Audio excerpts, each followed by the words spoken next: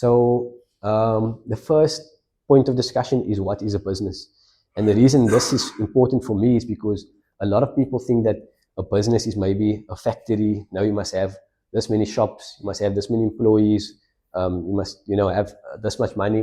But the reality is none of those things are actually a business. A person can point at their factory and say, "This is my business," but in reality, that's only his factory. His business is comprised of many other things, of like selling, his name, if you have any patents, stuff like that, different things. But a business, in my view, is just a vehicle to transact, right?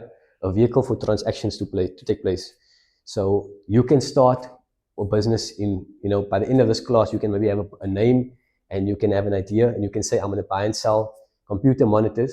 So that becomes your business, because you now on the lookout for buying computer monitors.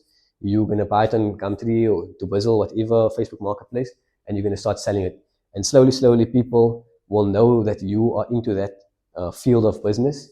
And then, in that way, you kind of started a business. There's no physical thing as a business. There's no limit.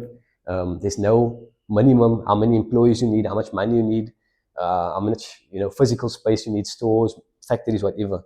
So with that being said, I want you guys to, take it easy on yourselves and don't be so afraid of the word business. Not saying that you are, but I'm just saying a lot of people think of it as this big thing, like, "I'm going to start a business, I'm starting with." Don't let it build up in your mind. Like, you can start a business, by the time you leave this workshop, inshallah.